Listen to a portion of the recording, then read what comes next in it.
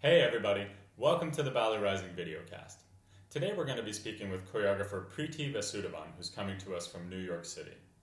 She's the artistic director and founder of a performing arts collective called Thresh, whose mission is to create productions which foster provocative dialogue around questions of identity and focus on our relationship with heritage cultures within the context of contemporary life.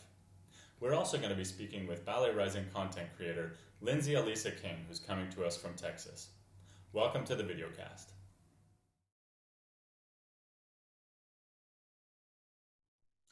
And here we are. Welcome to the videocast. How's everybody doing?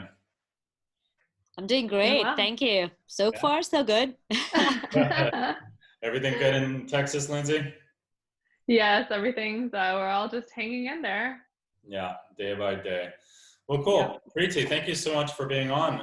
It's great to talk to you. Great to see you again. Let's go into your story a little bit. Tell us a little bit about where you're from. Give us a little background about who you are and everything. Sure. Yeah, I'm so happy to be on this. I mean, where am I from right now? That's the biggest question we're all asking. I feel I'm from like a small square foot space in New York City's apartment life. And unable to actually get out too much. And it's ironic because the city that never sleeps is currently hibernating. I mean, this is a strange time for the entire planet. It's quite amazing. It really is. And as well, if I backtrack, I am from India. I'm from southern India, from the city called Madras, and now it's called Chennai. Okay. I grew up all over India. I grew up in Delhi, which is the capital, and then came down south. So I'm sort of like a checkered army kid, you know, I sort of have friends everywhere and nowhere sort of person. So for me, I think dance has become like my permanent companion no matter where I go. Nice. So you know, growing up in India, it's a bit, I joke a bit when the fact that I love New York is, I feel that the way the Jewish families bring up their kids over here is not that dissimilar to like Indian kids being brought up in India. You have to get like A's in all your academics, but at the same time, you got to do your sports and your arts, and you got to excel in all of them. So basically, so I sort of grew up being a science major.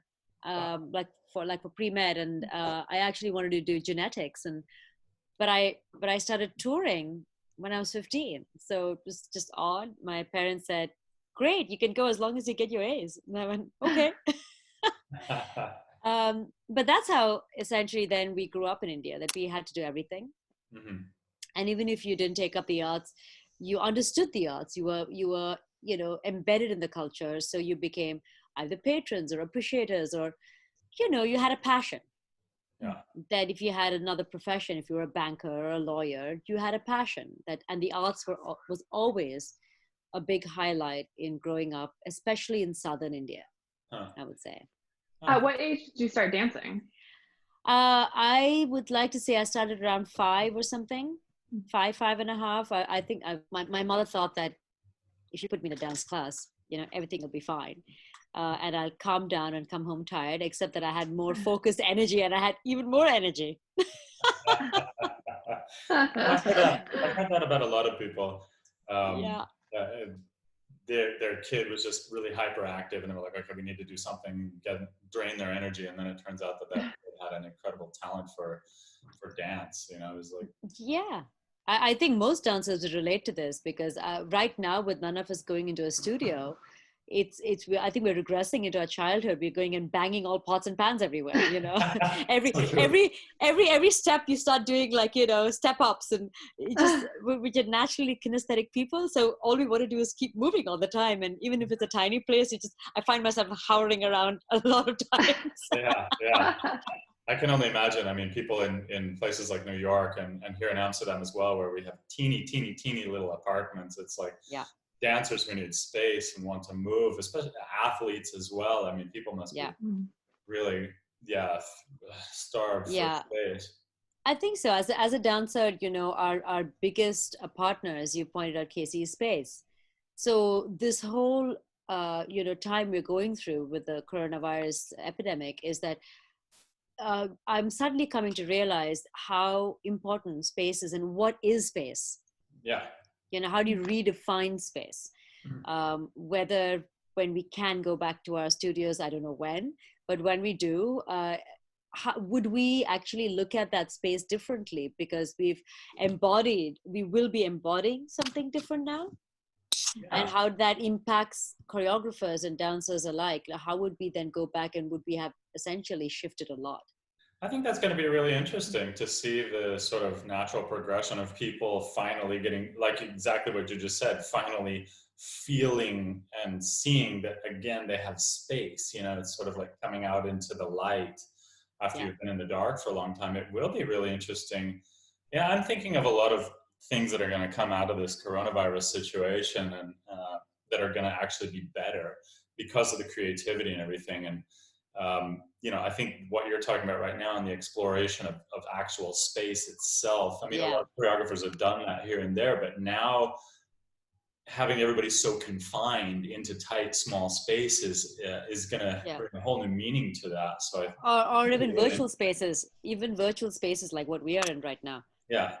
Well, I was just talking with Merritt Moore a couple of days ago, who's a physicist, ballerina, and we were talking about space in the future because she wants to become the first ballerina astronaut.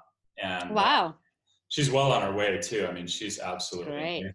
And we were talking about potential choreographies in zero gravity, and things like that. So, I mean, of course, that's still a little ways off, but I mean, that'll get your creative brain going. That'd be quite something. And I just think that, you know, for companies like mine, where storytelling is a very important aspect of what we do.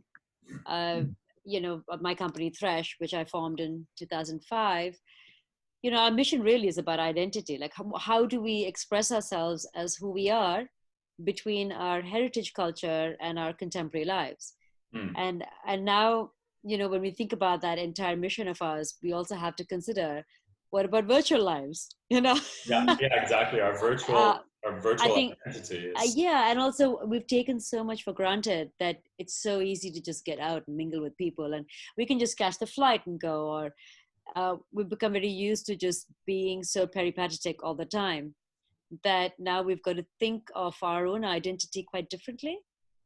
So it's, you know, we have 2 productions in the burner right now, and we were, like many companies, you know, busy fundraising for it, meeting up with our collaborators, creatively doing something.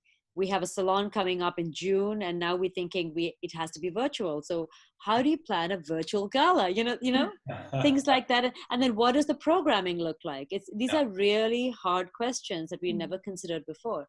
And what does it mean to have the performing arts being virtual when so much of the performing arts is about liveness? So, you know, we have a fantastic children's musical theater. I wouldn't say children, it's basically a musical theater production called Drumming a Dream. It's all about diversity. And ironically, it's about the cast is about a group of diverse actors being stuck in an airport. Not too far off topic at the moment. Yeah, right? I know. And I just went, the entire script is based on, they just enter a magical like landscape. Well, essentially they've come back from touring India and they're stuck in an airport, and they're on this magical quest now, and they enter fantasy land, and they have to find themselves back in the airport to catch their connecting flight, which will eventually be announced, but nobody knows when. And I just thought, good God, this is like somebody just heard me aloud and told the entire world this is what it's going to be. Wow, that sounds amazing. I know, and it's strange because, you know, we still have our Zoom meetings with our cast and our dramaturg and our writer and everybody, but we're all down this rabbit hole. Yeah.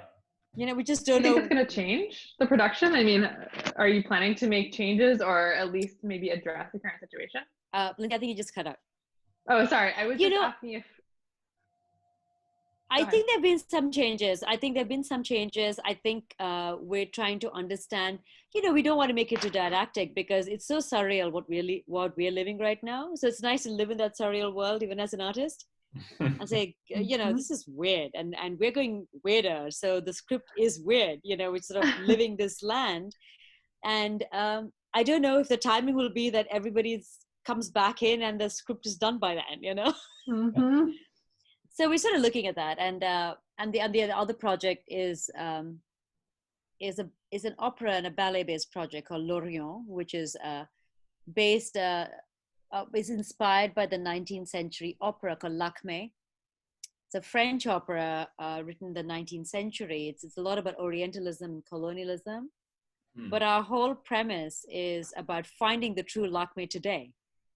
Like, who is this person? So they're both about like seeking this person and not knowing where they are. So I just feel, there's a greater message as far as what we're doing in my company is. But we've had to reconsider and look at them slightly differently for the next upcoming months. Sure. About visibility for those projects as we just assumed they would have by June, say. Collaborators, dancers, just do choreography. My biggest frustration is as a choreographer, I don't have my dancers. And you get pretty bored with yourself, like a painter without a canvas, it's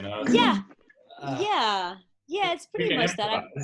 But and you can keep improvising, as you guys are dancers, you know what it is. You can just keep improvising. Everyone around the world is improvising right now, which really, it reminds me a little bit about photography. When you study photography, I just do photography, but I never studied it. But I understand that, a lot of times they'll give you like a 50 millimeter fixed lens, which doesn't have any zoom or anything like that. And you have to go and find your framing with this really extremely limited type of lens.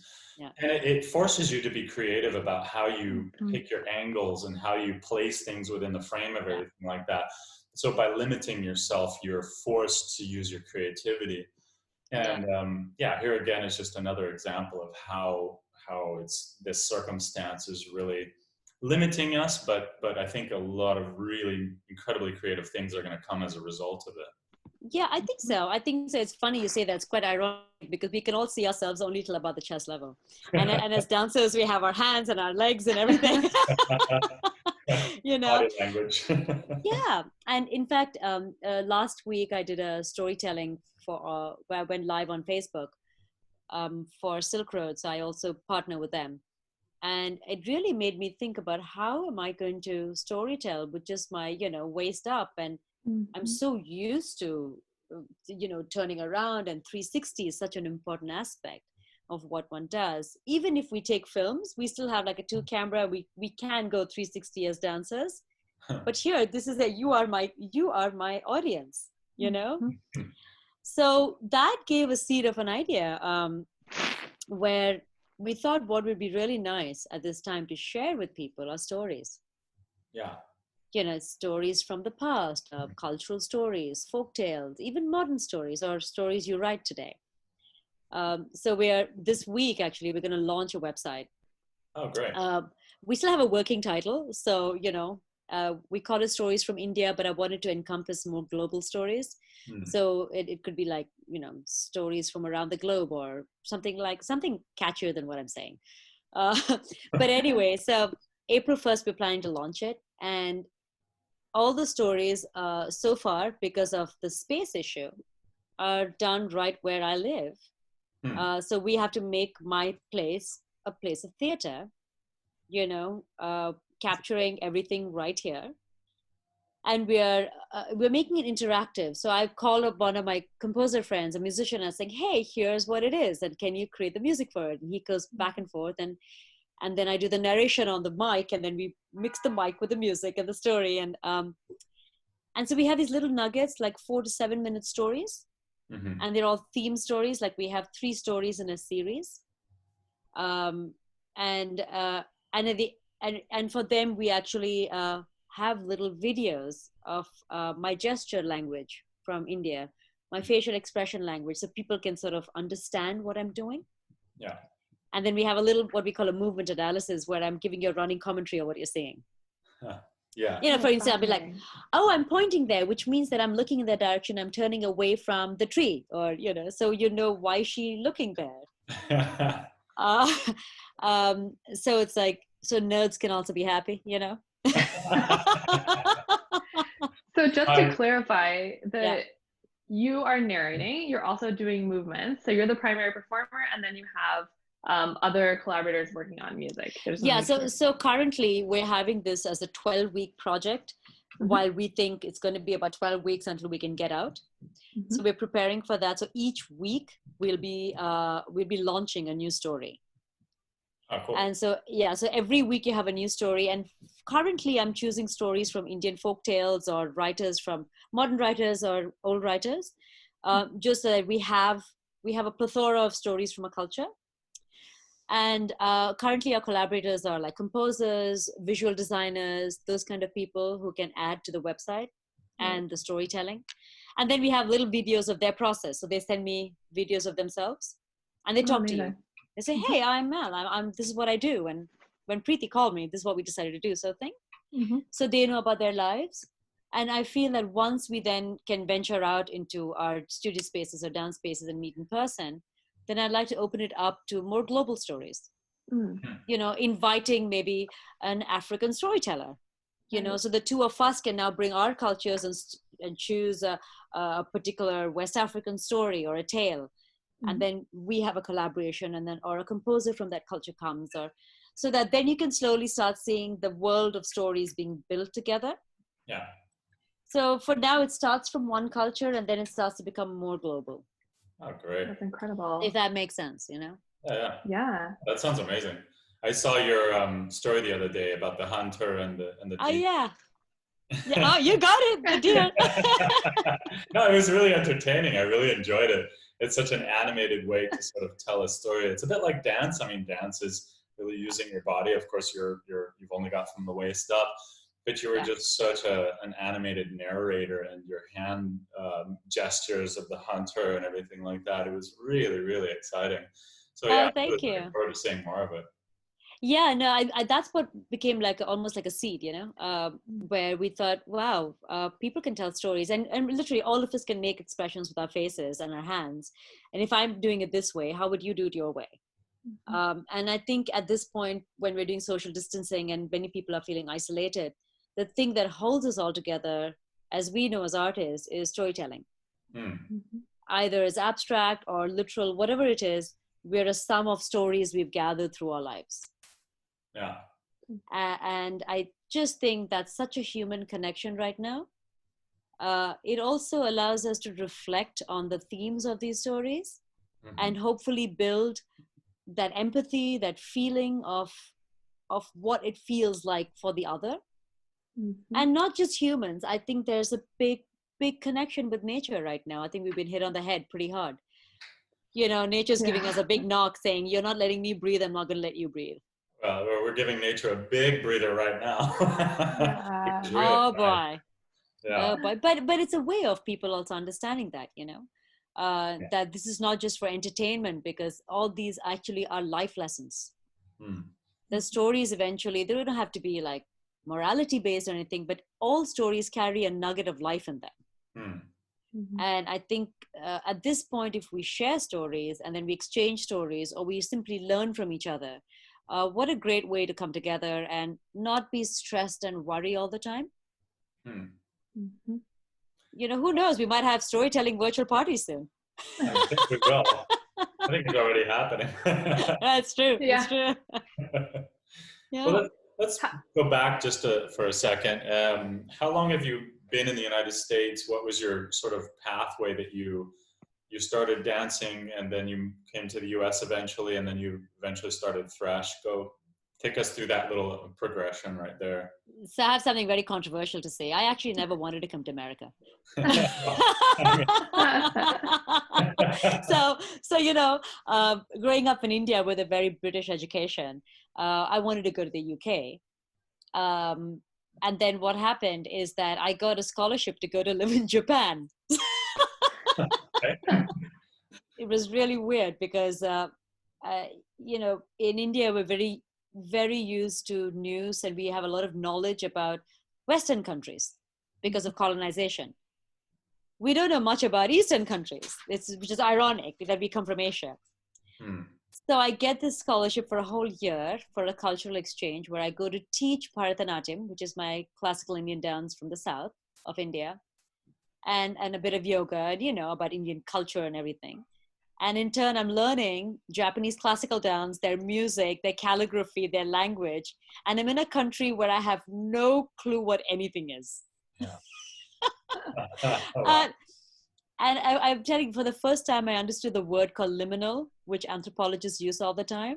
So I was in the zone where every rule I knew was broken and everything was happening was in the present, which eventually inspired me to call my company Thresh, as in the threshold. Okay. That's what happened. So I went to Japan for a year, and then learning Japanese dance in a kimono completely disrupts your entire body language. Like, it's like a ballet dancer and you can't do a turnout, you know? You're not allowed to do a turnout. What do? And in Indian dance, you do turnouts. And every time I do a turnout, the kimono would open and be a whole embarrassing moment for the class. Yeah, it was a total language interference. And it was like comedy every day. But I eventually came to India. I got married to my dance teacher's son, who I was dating for a while. And he happened to live in the US, and he had a job working for General Motors in Indianapolis. So I went from Japan to India to Indianapolis. So that's how I landed up in America, really. Okay. Nice. And I did what every sort of Indian dancer does in the US, is they get married to their husband who's in the tech world, or a doctor or a lawyer, and they go there saying, well, we've been performing, what do we do now? Oh, I'll open a dance school, you know. So I started teaching dance to a bunch of Indian kids, and taking classes in the university dance departments when I had time. So I started training in modern dance in Gram technique. And a little before in India, when I was there was the American Dance Festival that came to India. So I had my first foray in Limon technique and Hanya Home technique, which was totally bizarre. Like, we were asked to touch each other, and we could not understand how you can touch another person. I mean, we had the suggestion of touch in Indian dance. We don't actually touch you, you know, like touch. I mean, look at ballet. You're constantly like an intimate proximity, like holding and lifting. And so when somebody came and touched me, I remember losing my temper, saying, I didn't give you permission. I literally slapped the guy off. That's really interesting, because I was reading the article that Lindsay wrote, the interview with you about your trip to India with Amar. And in the beginning of the article, Lindsay, you wrote about how touching in the performance with Amar was very uncomfortable for a lot of the kids in India. Yeah. I was just thinking of that. There must have been such a big switch for you to understand that form of intimacy now, even if you don't do it in your own dance as much, and then take it to India and see children who have the same experience you once had, saying, how is this possible on stage? I know, and I almost feel like I'm like an outsider looking as an insider. It's a very strange space to be in. All these very sweet kids, they see us both do our bravura moments, and the next thing they see is Amar is hugging me, his face is next to my face, and they all go, ew! Then again, that could just be a typical child's reaction, right? Completely. Yeah. Completely. Because the first thing they want to know is, are you boyfriend and girlfriend? And I'm like, no. Then why are you so close to her? I mean, but in ballet, that's so normal. I mean, I kiss most of my colleagues on stage. Yeah, you know? Yeah. Correct. And it's also accepted, like, on the screen, right, on films. Like, you see so much Bollywood, and that's fine. But in flesh, it still is embarrassing, especially in India, a country that the idea of physical proximity is still something that people are not entirely comfortable with. Wow. Even though the idea of personal space doesn't exist there, the idea of physical proximity is still, a big deal. It's funny that those are two different things, but they. Yeah. It's like total opposites. It's like they're sort of in the same frame, like a diptych, but they still it's strange. Yeah.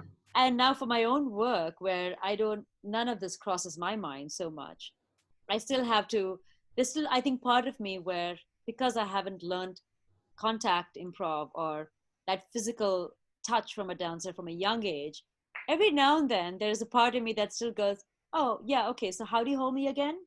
What do I do? rather than it just being seamless, something like you just learned from when you were so young. Yeah. Yeah. So that's what I did. Like I started collaborating with tons of non-Indian dancers when I wasn't touring. And I started creating my own little, like I would say, nouveau Indianish work. And I decided to go to London to do my master's, specializing in choreography at the Robbins Center. Oh, cool. So the Robbins Center was a big, big shift for me, because that was me swinging the pendulum as much as I could then, and having some very, very top level sort of practitioners and, people who are ground-breaking people in the world of movement and storytelling and just what you are saying as an artist is. Yeah. And at the end of that, I came back to America and I formed Thresh as an experimental platform where we take a traditional language and then we put it out there and we see what are the rules, like what do we do with it now? Because that's my voice today. So it's like I explain it like, we come with something from our past, which we'll never get rid of, or we still carry it with all kinds of mixed emotions. And we plan to go into the future, but we don't know what the future is. Yeah. So what's really important is the present. And that present for me is Thresh. Cool. Yeah. Let me see if I have it right here. I want to read this. Yeah. The mission of Thresh is to create productions which foster provocative dialogue around questions of identity and focus on our relationship with heritage cultures within the context of contemporary life. I think that sounds absolutely fascinating. Can you sort of go into that a little bit deeper? Yeah, I think it comes from a personal quest, actually, because I consider myself a modern woman, a modern person. I am Indian. I'm American as well. I have an American passport. I've lived here at this point probably equal or even more than I have lived full time in India. Oh, wow. But I've also lived in other parts of the world. So I'm pretty much a global citizen in many ways. But at the same time, the bottom line is, who am I? And it's not just one or the other, and it's not a hodgepodge or a patchwork. It's more than the sum of the parts. Yeah. So I think for me, it's like we all represent, what we represent is more than the sum of our parts. And that to me is the dialogue we constantly have with ourselves about the identity question. So the heritage is something that we are constantly dealing with. Yeah. You come over here, people say, oh, in Indian dance, you do this, or you're Indian, so you would do this. You're not African American, so you want to understand that because you're Indian. And I had a lot of trouble dealing with that, or being pigeonholed, being Indian all the time, because growing up in India, I was never Indian. I just was, Yeah. like if I came here and I told people I went for a Jethro Tull concert, they'd just look at me weirdly saying, but you're Indian.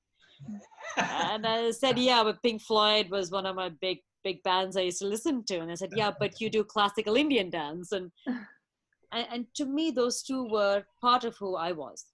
I loved Fred Astaire as much as I wanted to keep stamping my feet in my teacher's class. But those were more or less sort of put in their own, like categorized when I came to America. Yeah.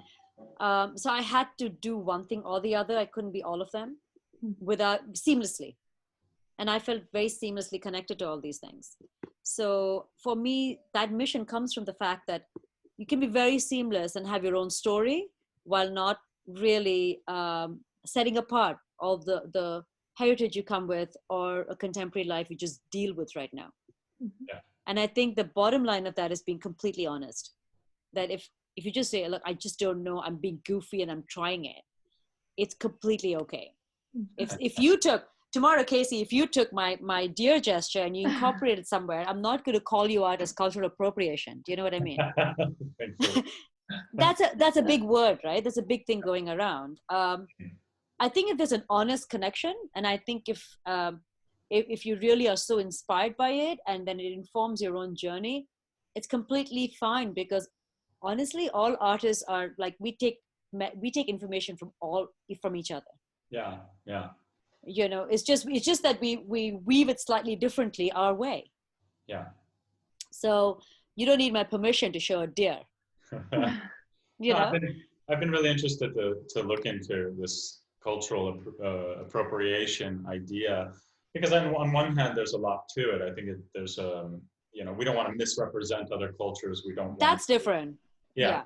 And so I was sort of battling with this. What is this cultural appropriation thing? I mean, I thought we were all artists and we were just supposed to collaborate and do whatever we want, but then there's also, it brings this level of respect, and, yes. And Preeti, you and I had this conversation a long time ago about my crazy idea of doing a LabWorks production in India, which could be quite controversial given the fact that it does in a lot of ways sort of misrepresent Indian culture.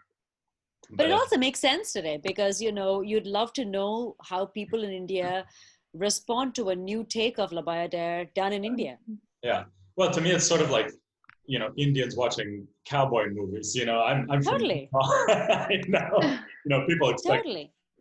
People expect me to be a cowboy. I'm from Utah. No, I was a ballet dancer. Yeah. But I think what you hit upon is the right word. It's a respect. Yeah. And I think things like blackfacing and those kind of things, which actually brought cultures down and brought certain cluster people down and certain communities down for the upliftment and the benefit of other communities, is precisely what we don't want to do. Yeah.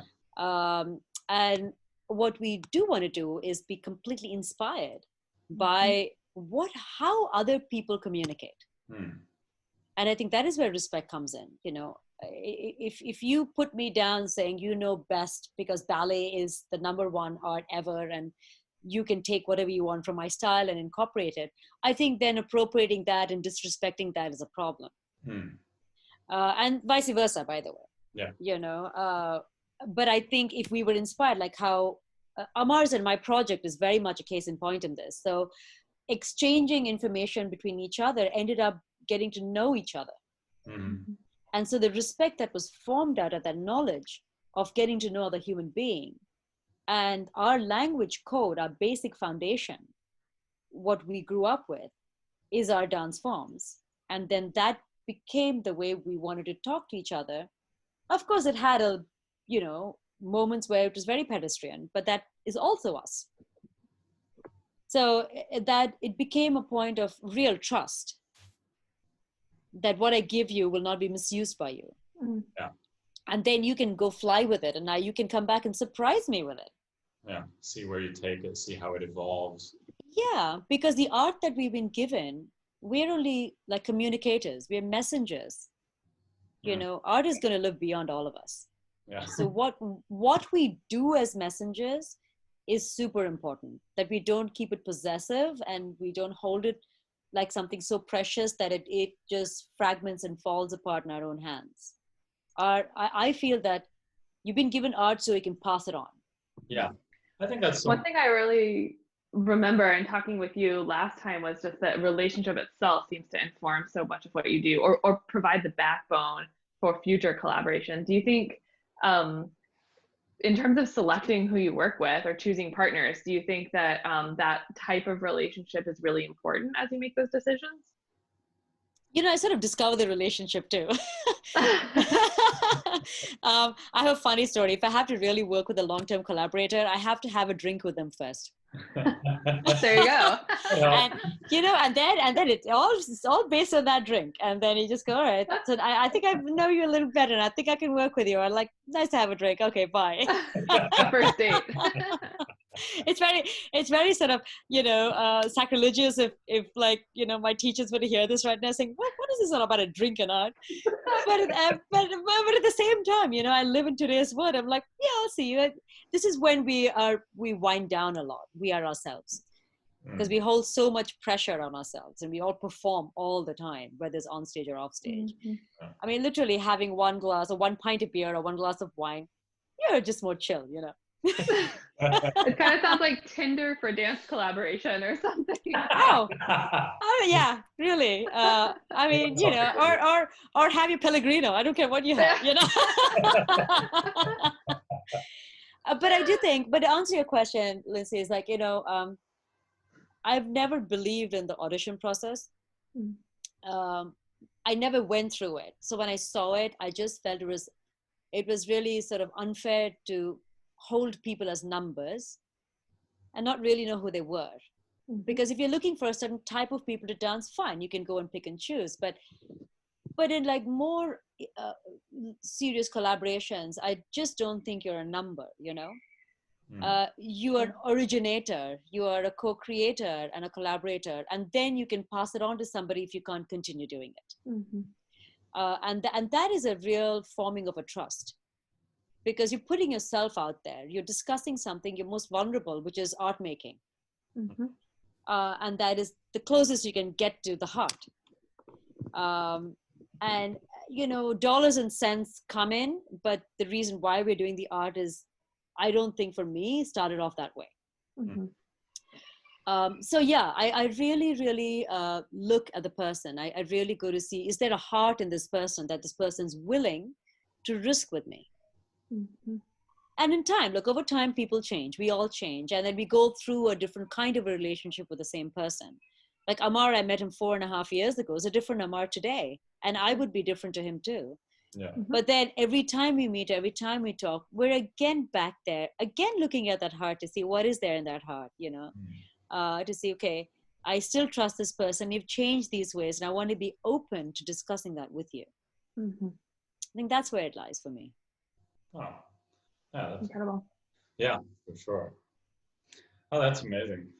So let's change gears a little bit here and go back to something a little bit more serious.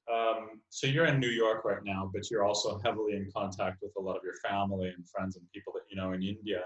What's the situation right now with coronavirus and the economics happening in both of those places? Well, you know, America is in a land of confusion right now, if I were to just be blatantly sort of direct as everybody else is too. I think we had a great gift of containing it ahead of time, and we didn't make use of that gift. And so we are suffering the consequences of that. There's a lot of cancellations from my own field. There's a huge number of cancellations, shows and gigs all gone, some not even postponed, just gone. Yeah. With everything being so indefinite, there's a real anxiety and concern is about everyday things. How long can I sustain myself? In many of our cases, how long can we sustain our family with kids? You know, so it's a group concern. So at least I don't feel alone in this concern. So misery company kind of thing. Yeah, and also I think everybody's trying to cheer the other person up. So you know, you join that positivity while being realistic. In this unknown, we're all sort of blind leading the blind a little bit at this point. Yeah. We're also like New York and other places, unlike Europe and even India now, we're not in like full lockdown. You know, we're not contained entirely. Like as New Yorkers, we still go out bike riding or run or a jog. And in some, even the smallest percentage, we're still exposing ourselves in some ways. Whereas like in India or many parts of Europe, you can only go out of your house for essentials. Yeah. And they've shown that, you know, this is very, very important to bring the curve down, to flatten the curve, as they say.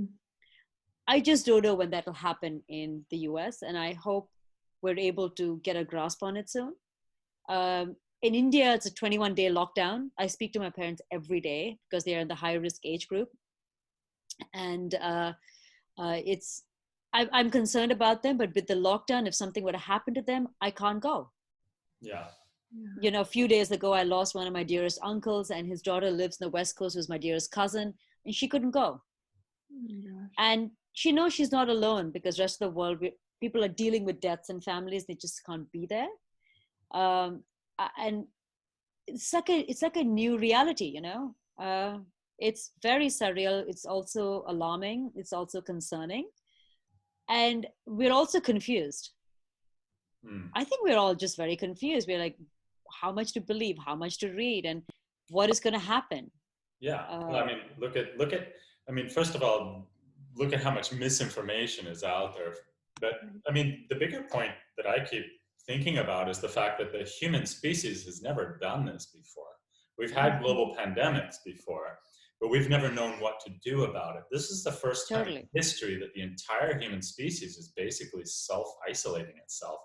And we're just completely cutting ourselves off from pretty much everyone except for our digital relationships. I mean, thank God we have the technology that we have right now. Otherwise, can you imagine the mayhem? It's interesting. So go ahead, Lindsay. I was just going to say, it's really fascinating because on the one hand, that's true, but we're actually in some ways more connected or kind of bearing down on our digital relationships. So it's very strange. It's, on the one hand, the first time the entire planet has self-isolated, but we're somehow more connected than maybe we've ever been. Whether or not that's meaningful through digital platforms, I'm not sure. But it's kind of this weird paradox. Thank God for the digital platform right now that we can do this. You know, and to me, there are two things. What you say is we only have our one race, which is called the human race. That's it. You know. I wish more people realized that. Yeah, it's just like deal with it. We have to deal with it. We've been confronted with it. The second thing is I read a wonderful article by the New York Times journalist Roger Cohen, and he released it funny on my birthday, so I sort of thank him for it. It's about it's called A Silent Spring, and how we really have to stop and listen. And we have the internet today, but what if we didn't? Then what would happen? You know, we're so not used to that. We've forgotten what it's like before the internet came. Like, I remember growing up, I was well into my adult life when the idea of something called the internet came up. Yeah. But then we've got so used to this as the new normal. So, you know, I don't want to be like, oh, this is doomsday, what's going to happen to us? But there's certainly things to ponder about, certainly things to think deeper about than we have before. And to see how, even if we incorporate 1% of those into our future lives, how much more that might help us all come together to do something of service rather than something more selfish. Yeah. Well, and you're seeing a lot of that too. I mean, look at all the great things that people are doing. I mean, costume shops from theaters. I mean, the theaters are all closed, but I know that many costume shops from various theaters are volunteering to make masks and clothing. I mean, fabric stores. I mean, people are just doing the most incredible things, and we are really, in many ways, coming together as a global community to battle this. It's quite frightening, but also incredibly inspiring at the same time. Yeah, it's like a one war, right? We all have to form the one human army. Yeah, mini virus. But, I mean, right? Must be done. I mean, you know, looking at it one way, I don't want to say it's a blessing in disguise, because it's not. It really is a problem. But at the same time, it's also pulled us all together in a way, and made us really think hard about, okay, I could be the next one. Yeah. So what do I do? And now it's not just the older people who are in the high risk. We're watching younger people die now. Yeah. So you and I, you know, are also the risk category. So the question is like, okay, fine. So what do I do now? If I did not know what would happen tomorrow, what do I do today? Yeah. This is definitely interesting times. But I mean, I don't think, it's not like, I think of it more of looking for the silver lining. It's not like, this is great what's happening here. There are great things happening as a result of this. Absolutely. But it's more harnessing what we can, I think. Exactly. Like, I just keep going back to the idea that you know, this is a time where we have now, a lot of people have several weeks off to read books, to think about, you know, dancers can work on their injuries. We're finding new ways of communicating. I'm talking to my family more often than I used to. It's true. So there are a lot of great things that are coming as a result of this. I think that we just all need to come together and really continue working on this. And I hope that can continue, but I'm really a bit frightened about what's going to happen as a result of the virus. The virus is one thing, and I keep Yeah. saying the same thing. The economic fallout is a whole nother. Yeah. I just really want to do everything we can as a community, as an arts community, not just ballet, not just dance, the artists. How can we be leaders of the global community to show people how we can come together and find creative solutions to our biggest problems? I agree with you, Casey. I think you just said it so beautifully. And I would also add to what you're saying is that part of the role of artists from everywhere is to remind people who've not taken this as a profession that they're artists too. Yeah. You know, that we're actually a creative race. We're all creative. We've just forgotten because we've just become very myopic in our own professions. And part of what, as artists, because this is our profession, and we've invested so much of our time into it, is to also open that and remind others that this is something that their creative output might be so amazing if you all just join forces. Yeah, well, we're getting there bit by bit. Bit by bit, and look, what you're doing is amazing. So I just want to sort of call, a shout out to Ballet Rising as well, because even though you call it Ballet Rising, I just think it's like rising, period. You're so the way you're embracing all other cultures, and even though the interest might be, who's learning ballet in different cultures, ultimately it's the stories of those cultures and the people that you're bringing forward. So I think what you're doing is fantastic. So I'm so happy to be part of this. Cool, thank you. Yeah, I mean, I really see ballet. I mean, ballet is very much its own style of dance, but I want ballet to sort of be a means of communication between artists, between dancers, between cultures. Ballet is very particular to one culture, but it doesn't have to be. We can expand it to incorporate more and spread out what's good about ballet. But it's not really about ballet itself. It's really about dance. It's about art. It's about freedom of expression. It's about appreciation of other cultures. And ballet is sort of, for me, not for everyone, but for me, it's sort of the glue. It's sort of the thing that flows between all of that. Yeah, it's like the catalyst, isn't it? It's really a catalyst. Yeah, using that as a catalyst. And that's similar to your storytelling idea, I think. Exactly. Yeah. I said it's similar to the storytelling you're doing. So you're bringing your stories and then want to connect with stories, global stories from other cultures and other movement traditions. Totally. We go back to our roots in a way. We go back to, what we've learned from a young age, and that becomes our second language, to sort of say, like cooks and chefs everywhere. They'll go back to, what they've learned in the kitchen a long time ago. And it's soul food, right? When we say it's soul food. Yeah. The soul food is similar to exactly what we're talking about. Yeah, exactly. I agree. Yeah. Well, cool. This is one of the best conversations I've had in a long time. I'm really, really happy we finally got to get together and talk. Do you have anything else? Do you have like one final message you'd love to say to the global community right now about just how to sort of get through this period and stick together? Yeah, I mean, you know what? Everybody's sharing a lot of things, but I have just one thing to say to people who are seeing this is that just know you're not alone, and just feel open to share your own story. That vulnerability is going to allow another person to open up. So just tell us your own story. We will share our stories, and that's really what it is. Fantastic. So yeah, I'll put links in the description of the video down below, but where's the best place for people to find information about you and your company and everything? I think the best place is my website. It's called threshdown.org. And over there, you will find a whole host of things that we have been doing, are going to be doing. We even have, you can contact us and write to us or suggest ideas. Cool. Totally open to all of that. Thank you. Awesome. Thank you, guys. Thank you very much, and stay safe. Yeah, thank you so much. You too. Talk to you soon. Ciao. Bye.